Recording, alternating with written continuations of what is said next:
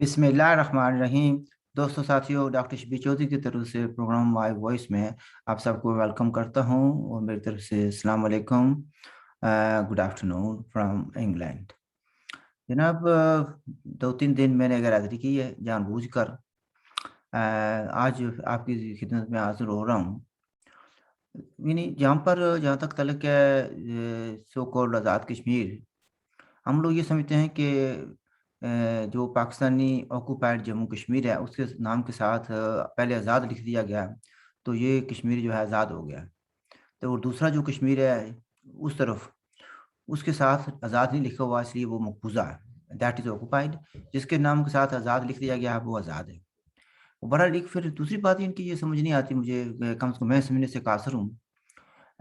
ठीक है भई, social media has very important role to play in yes, लेकिन सोशल मीडिया को भी पॉज़िटिवली यूज़ करने का हमें पता होना चाहिए कि कैसे यूज़ करना है। हमारे यहाँ कुछ साथी ये समझते हैं कि एक दूसरे की पगड़ी उछाल दी, एक इस दूसरे पर तनकीद कर दी, या सुबह जाकर कश्मीर, कश्मीर, कश्मीर की मंत्रा कर दी, स और रात को भी, शाम को भी कर दी, तो कश्मीर आज़ाद हो जाएगा। मैं आपको बड़े वसूख से ये कहता हूँ, आप जितने मर्ज़ी ये तनकीद कर लें, जितनी मर्ज़ी गालियाँ दे लें, जितनी मर्ज़ी इंडिया को गालियाँ दें, या मुझे दें, या दूसरे लोगों को जो आपको अक्ल और सोच समझ की बात करना चाहते हैं, जो आपको समझाना चाहते हैं कि try to live in real world, fantasy world में ना रहें, और यानी जो काम करना होता है वो पॉज़िटिव काम करें। आप जितनी मर्ज़ी ये होता है ना कि बदज़ुबानी कर लें या फ़ाउल लैंग्वेज यूज़ कर लें, जम्मू कश्मीर जो है ना आज़ाद उससे नहीं होगा, ठीक है? और आप जितने मर्ज़ी है पाकिस्तान के हक़ में नारे लगा लें, जितनी मर्ज़ी आप इस्लाम के हक़ में नारे लगा लें, जम्मू कश्मीर आज़ाद नहीं होगा। इसके लिए जो स्ट्रैटेजी दरकार थी, वो तो हम लोगों ने अपनाई नहीं है। लेकिन हम ये समझते हैं कि चूँकि हमने एक बना दिया, पेज बना दिया, या व्हाट्सएप ग्रुप बना दिया है। व्हाट्सएप ग्रुप जो है ना, ये that is just to share information. It is not to formulate a policy, policy of any kind. ये होता है कि to share information with each other, share your experience with each other.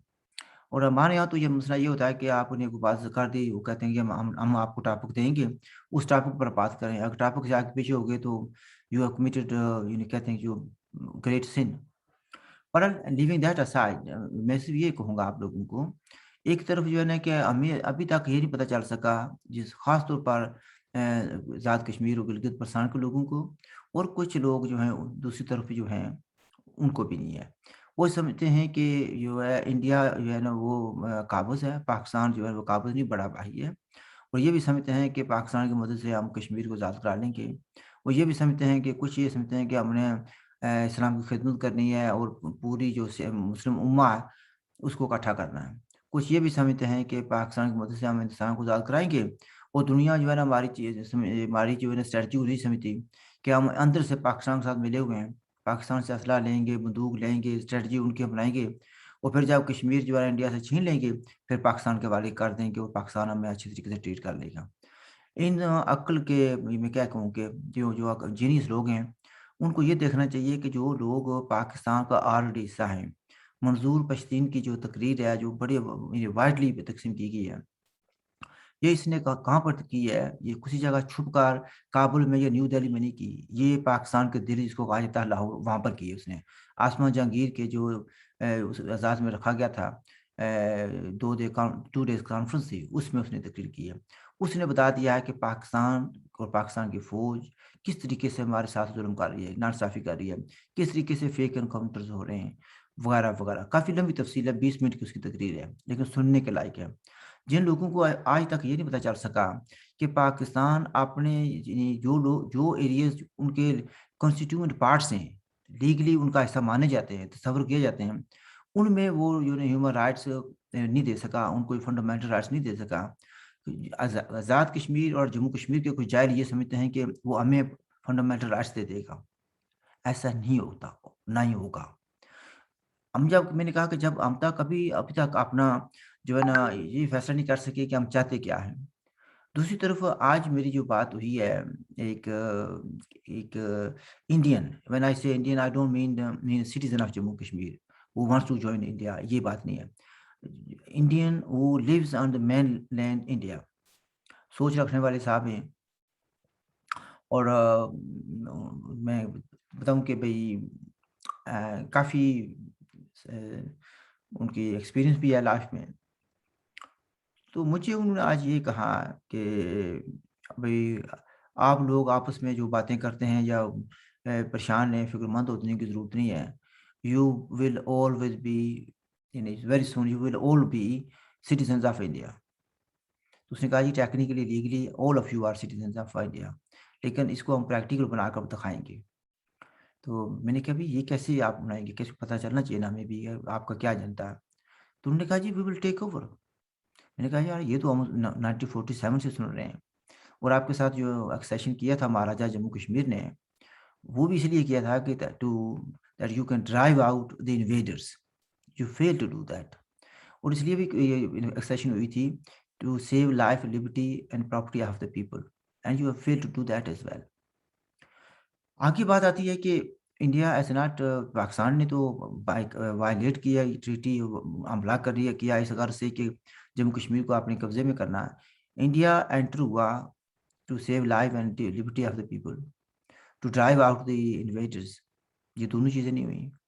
نہ تو لائف اینڈ لبرٹی جو ہے نا وہ سیف ہے، بلکہ in certain cases very recently بھی یہ ہوا ہے کہ لوگ جو ہیں وہ اپنی جان سے گئے، ان کے گھروں پر چھاپے مارے گئے. یس انڈیا کے پاس یہ بلی ہے کہ وہاں پر ٹیررسٹ سے، اور ان کو تلاش کرنے کے لیے یا ان کو مارنے کے لیے انڈیا وہاں پر گیا، ان کے گھروں میں داخل ہوا. لیکن at the same time it is India's responsibility to save life and liberty dignity and honour of the people. It is not my responsibility. I am not trying to fight militants. And وہ جو civilian وہاں پر رہتے ہیں they are not trying to fight militants.